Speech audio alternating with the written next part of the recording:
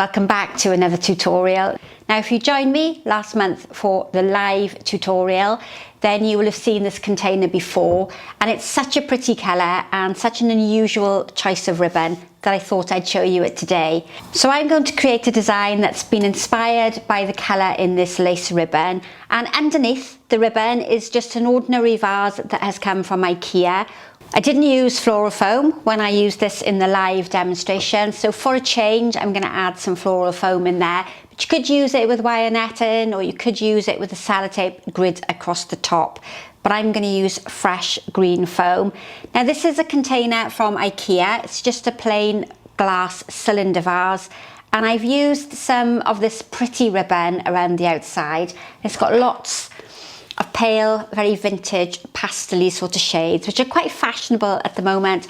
And I've just taken that ribbon around the outside and tied it with a contrasting piece of ribbon. It's quite a handy method to use if you've got lots of containers at home. You might have jam jars or excessive amount of glass containers that you've had coffee and things in. And it's a really pretty way, an effective way of decorating something that's quite plain. Now I've got half a block of floral foam, which is going to sit on the side, just like that, and I don't want it too deep in the container because I'm not going to be able to get my stems in very easily, but I don't also want it really tall because then I'm going to have quite an excessive amount of foam to cover. So what I'm going to do, just to slightly lift it up, is to put some moss in the bottom. It could be an old piece of floral foam, it could be a whole block of floral foam, but I didn't want to use an excessive amount and waste the bottom section of the foam. So I'm just going to pack into the bottom. This is sphagnum moss. This is what we use a lot for making our Christmas wreaths and for giving a decorative finish to some work. It's an absorbent material. It'll help keep my floral foam moist, and it will just help lift that foam up from the bottom so that now my foam sits more snugly in that container. Now I quite often do arrangements that have got set patterns, set sort of guidelines of instructions to follow, but this time I'm going to go more informal and much looser with my design. So round the outside I'm going to go with greenery. This is a florist greenery called Leatherleaf. You might be lucky enough if you live in a country where it grows in the garden. Here I have to buy it in from the florist supplies. It's a really pretty, delicate foliage that has almost a triangular shape to it before you sort of cut it down into the sections that I've done here. And this is just going to create a bit of a frill and an outline shape. I'm aiming to get a posy shaped arrangement, and initially I just want to cover my foam and to give me a bit of shape. And I'm going to use a few bits of greenery that I've had sort of left over from other jobs.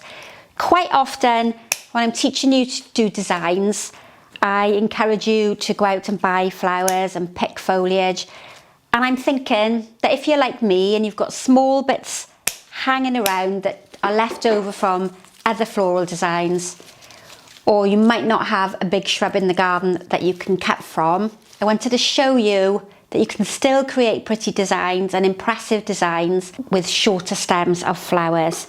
So you might have already done an arrangement that's quite tall and some of the flowers have died and you don't want to waste those flowers. This is something that you can quite easily achieve.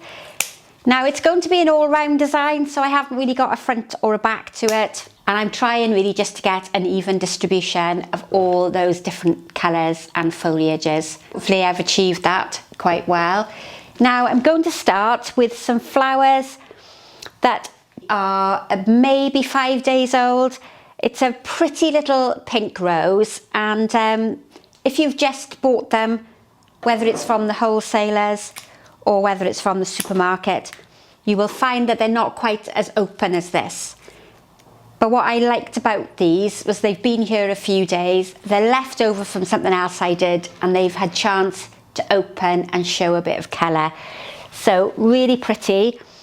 And rather than doing that quite uniform pattern where I would replicate the flower on the opposite side of the arrangement, I'm going to group them quite close together in a set of two, and I've got 3 of them. So sometimes I would put them equally throughout the arrangement. But this time I'm going to put them this side in a group of 2 and this side in a group of 1. It's going to look a bit odd at the moment because there's no other flowers in there, but by the time I've filled it out, it's going to look really beautiful. Now, another one of my favourites, and again, it's quite open, but that's okay. It's going to give a good value for money for you watching. It isn't going to last particularly well if I gave it to somebody as a gift. And as a florist, I wouldn't sell flowers when they're open like this. But it just goes to show you that even when flowers have been hanging around here for a little while in the studio, they can still make an impressive design. Now, if you haven't been here before and this is the first time you're joining me, my name is Sharon. Welcome to the YouTube channel. You found the right place if you want to learn about floral design. Today, we're looking at something that's quite simple, but there are a whole range of different styles of flower arrangement on the YouTube channel that you can learn from. And if you want to expand your skills and join some like-minded people, then I have a Facebook group called Sharon's Innovations Group, and you can join me on there. Don't search for me as an individual, look for that group, Sharon's Innovations Group. And at this stage, I'm going to ask you to subscribe to the channel and hit that notification bell, because it really does help other people find us, and we want to keep on growing as much as we can. So I'm waving around a pretty, very soft coloured Gerbera. This one I think is called Moe. And I'm going to do that same sort of technique. I'm going to group together 2 of the Gerbera on one side, and I'm going to pop one on the opposite side. So we're sort of balancing off the colour, but not perfectly matching. Then, if you're buying flowers from a supermarket, you quite often find that you don't, this is going to be a really stubborn one, you'll find sometimes that you don't get flowers in matching sets and matching pairs. So this is quite a good way of using a mixed bunch of flowers where you have 1 of something and 2 of something else and then another single flower, and you can't do that repeated shapes on either side. This is a good way of massing them together in a really sort of solid structure. Now, one flower I really do love is these antique looking carnations. Really good value for money. They last forever and a day. And I'm just really tightly packing them in together. I don't think this is a style of arranging that I've done on the channel before, because I generally tend to teach you shapes and particular sort of rules and guidance. But today it's all about almost making a sort of lollipop shaped circular design on the top where everything is really tightly compact together. Most of the flowers that I've used in here are what we would refer to as round shapes. So they all knit in alongside one another really nicely. A couple of white roses next. I've had these here for, I don't know, 3 or 4 days, and they are starting to open really nicely. So they have that really sort of plump shape to them. I'm not really 100% sure about this Gerbera in there because it has snapped down and is possibly too short. But what I will do is I'll work another flower in around it so it doesn't look quite so out of place. I'm delighted that all of the colours of these particular flowers have really blended so nicely with that ribbon at the bottom. And if you haven't got ribbon, another interesting way of covering a container is to use some old pieces of wallpaper or wallpaper samples that you can get from a DIY shop. You can get some really striking effects, modern and contemporary, or you can go with something rustic and country, but you get to alternate the style and the pattern of the container on the bottom. Now, I still have 1 more of these gorgeous spray roses. Now, these were originally from a supermarket and they've lasted exceptionally well. They have really been good value for money. Quite often when I'm here on the YouTube channel, I use supermarket flowers because I know that lots of you can't get flowers from a florist shop. When the summer comes and there's more garden flowers around, then I'll start to use those as well.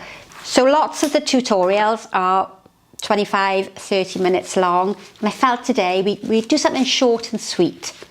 so that you get to see something different. I'm hoping I've got like a roundy moundy sort of style arrangement with small amount of foliage peeking through here and there. If you are working in a florist shop and you want to earn yourself a little bit of extra money, then this is a good way of using up all those sort of snapped flowers that you sometimes get when you have your flower deliveries. It's a really good way of making small designs. I've only got a small amount of gyp, but that's going to tuck in beautifully. And now I'm going to start sort of working on making this design more round. It's lost its shape in a few places. It's nice and full on this side, but plenty of gaps still in this area to fill. I've got loads of foliage if I need to, and I've got some really pretty, very pastel, vintage sort of colour combination. Flower I'm using now is one of the Statice family, and this is a flower that will dry. It's also really easy to grow in the garden if you're a keen gardener. It's something that grows quite easily in an abundant array of colours. Some of them quite bright and cheerful, some of them a little bit more pastel like this. I'm quite happy with this size here. It's this area and this section here that needs extra filling in because we've got quite a few gaps showing, and I really want to achieve that compact floral design. And I have remembered that I've got this delightful pink dried eucalyptus, which I've had in for some previous floral designs. It's one that's been spray painted, and the spray paint almost acts like a preservative to dry the foliage, and then it lasts really well. So I'm going to dot this in between the flowers so it gives a different texture, a different shape and a different sort of colour. This one has got a slight curve to it, so I'm going to relax that down over the front of the container. Just keep on going with the same colour and the same texture to make sure I've got it everywhere. If it's at the front, it needs to be at the back, and if it's at the back, it needs to be on the side, and so on and so on. It's been a fabulous day here in Wales today. We've actually seen the sunshine, which is really quite unusual for the last couple of weeks because it's rained non-stop. And I'm going to finish it with just adding a small amount of a different type of Statice this time. This is Statice Limonium, often referred to as sea drift. And this is going to help provide me with an alternative flower, a more filler type flower, rather than those solid round shapes. But I'm still putting it together in quite large clumps and quite large groups, so that we get that sort of grouped and textured finish to the design. Now I found myself another Gerbera because I don't like that one in there, it's too short. So I'm going to pop a longer one in instead. I'd forgotten that I had a few left in the corner. Worst place to put them in the corner really, because you forget they're there. Continue with the last few pieces of the Limonium, and I think I'm done with this one. Now this is a really quick design. It's got less pattern and structure than arrangements that I've done in the past with you, but it's nice to see something that's not quite so formally arranged. It's a very fashionable style when flowers are massed and grouped together in this manner. And as I mentioned in the beginning, it's a really good one for those leftover flowers or those short stemmed flowers that might have got damaged en route. Right, so that's the final couple of pieces. Just pop those in. You could quite easily copy this design with daffodils and tulips or bunches of irises all packed in tightly together. It doesn't have to be roses or gerbera like I've used here. So, quick one for today. This one is all about grouping and packing flowers in really tight. Maybe more of a summer colour combination with the pinks and the lilacs, but I think that's really pretty, and it would be great for sitting at the side of a bedside or for the centre of a table, and somebody I'm sure would really appreciate this as a gift. So if you haven't been here before, my name is Sharon, welcome to the channel. Don't forget to hit that subscription button. Join me over on Facebook if you want, and I look forward to seeing you for the next tutorial.